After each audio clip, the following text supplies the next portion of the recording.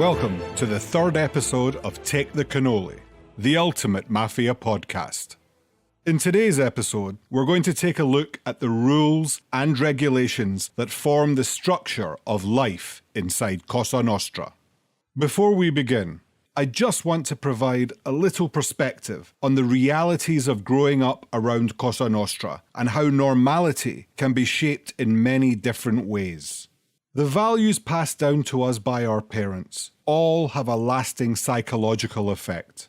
The observations we absorb and retain from childhood shape our view of the world and our place in it in relation to authority, societal norms, and values.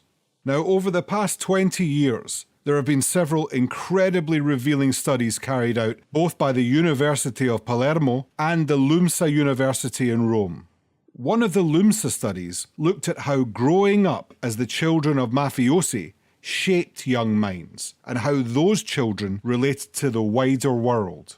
While no study is ever going to give an accurate picture of the psychological makeup of Cosa Nostra, due to the fact that nearly every participant is either incarcerated or the child of someone who is incarcerated, it does give a broader understanding of the ease at which so many men willingly join an organization that they know will demand their unquestioning loyalty and often ask them to carry out unspeakable acts. The LUMSA study showed that in nearly all cases, the children of mafiosi viewed the societal norms and the rule of law with suspicion. Their normal was shaped exclusively by the rules and laws of Cosa Nostra. In most cases, the children acknowledged that society may deem their fathers to be criminals, but that they did not. Interestingly, in all cases in the study, the children of mafiosi all reported a healthy and strong relationship with their fathers, even after incarceration. Sensational headlines and lazy journalism frequently brand men of honor as psychopaths and sociopaths. But by the law of averages, it's impossible that every single member of La Cosa Nostra has a personality disorder. In fact, a study by the University of Palermo using the Italian equivalent of the Hare psychopathy checklist was carried out on inmates at the Ucciardone prison in Palermo. This test comprises of an interview with an assessor who determines whether the subject displays each of 20 specific characteristics of psychopathy. Using a scoring system, it can then be determined whether the subject can be classed a psychopath. Not one of the Cosa Nostra inmates made the grade, compared to 10% of other non-mafia inmates reaching the threshold to be classed a psychopath. Does this mean that there's never been a psychopath within Cosa Nostra? Of course not. But it shows that environment and upbringing are far more pertinent factors in beginning to understand the motivations and the belief system of mafiosi than relying on lazy, convenient labels. The truth is, mafiosi are no different to any other section of society. They're not overly populated by people with personality disorders. The ranks of Cosa Nostra have seen sadistic and ruthless operatives, but no more so than in politics, on Wall Street, or any number of corporate boardrooms. In fact, the corruption in politics and the greed of multinational corporations only serves to reinforce the belief system within the world of La Cosa Nostra. Ritual and secrecy play a large part in Cosa Nostra. It's no coincidence that a society born in the fervently Catholic south of Italy would borrow so heavily from the rites of passage of Catholicism, where becoming ordained, or made, is framed as a rebirth. In Sicily, the initiation ceremony of La Cosa Nostra is treated as sacrosanct, whereas in America, it's heavily dependent on the individual leadership of a family. That's not to say it's a free-for-all.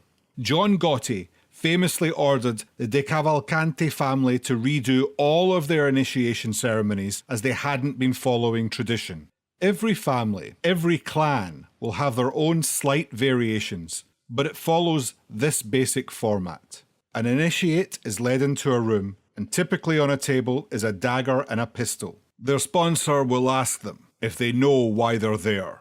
The correct answer is no. even though everybody obviously does.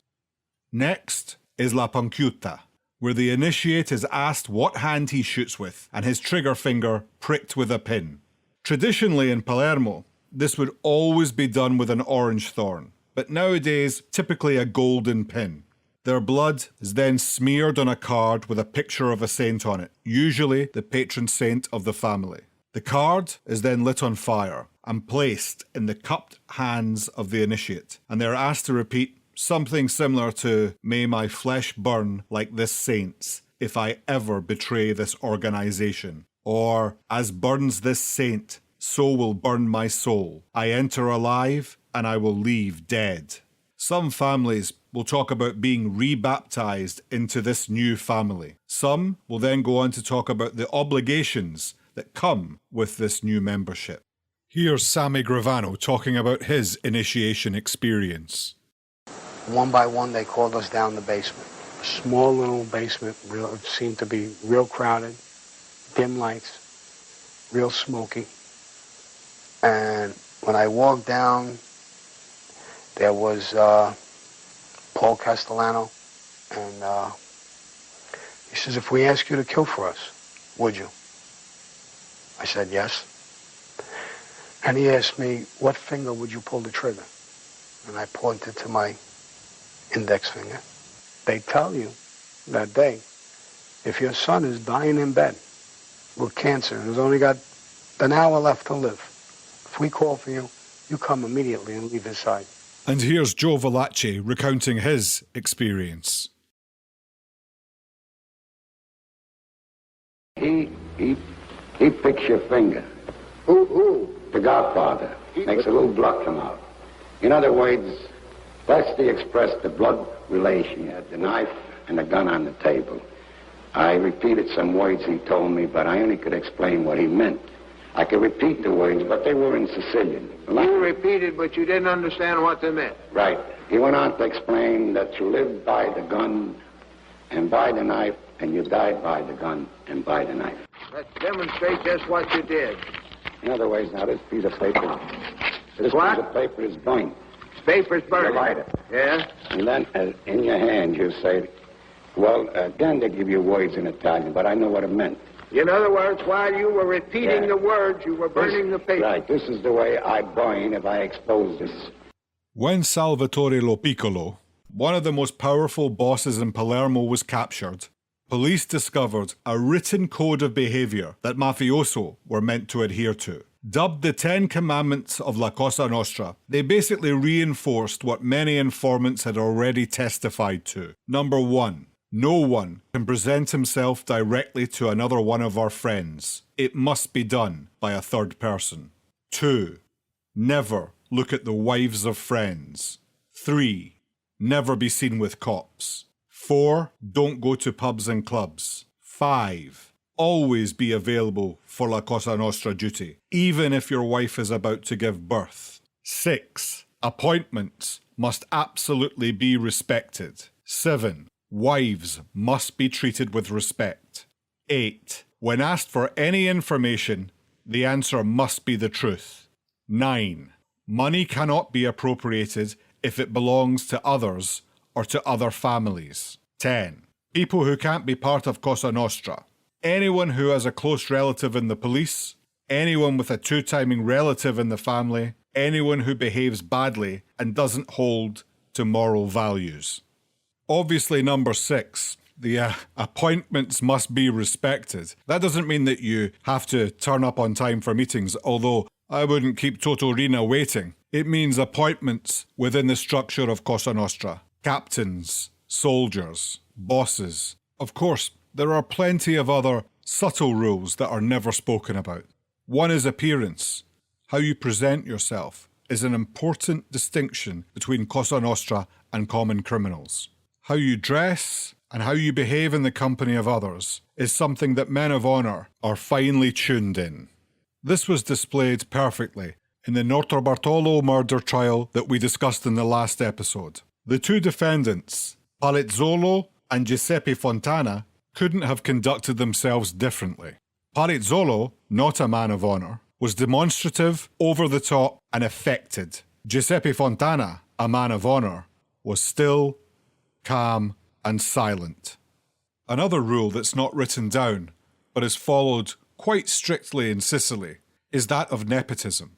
In American families, it's very common for birth relatives of the bosses of families to be over-promoted and fast-tracked through the ranks. In Sicily, this is frowned upon. Giovanni Brusca, the mafioso who pressed the button that detonated the bomb and took out Giovanni Falcone, in his deposition talked about his initiation into the mafia. His father was present in the room during the lead-up to his initiation, but at the point of actual initiation, his father left the room. Giovanni Brusca says that this was the first time that he had concrete evidence his father was a member of La Cosa Nostra, even though his father was the local boss. Up to this point, he did know that his father was in La Cosa Nostra, but this was the first time, face to face, his father would acknowledge his membership to his own son. This is typical of the secrecy that is practiced in La Cosa Nostra in Sicily. Members of the same family, while they may know through outside rumours and sources that members of their family are indeed in La Cosa Nostra, those family members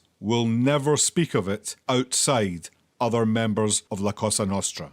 Obviously, times have changed. Government crackdowns, law enforcement, and newspaper headlines have made membership of Cosa Nostra in Sicily much more widely known. However, those old rules are still followed. Of course, rules written down and traditions don't tell the real story of what it's like to be in La Cosa Nostra. It's a world of paranoia, of mistrust, and duplicity. Members often talk about a life of paranoia fueled by internal gossip, of how a word taken out of context can lead to a death sentence. A life stretched to the limits, worrying about informants and the day when someone else's ambitions might mean a bullet in the back of the head.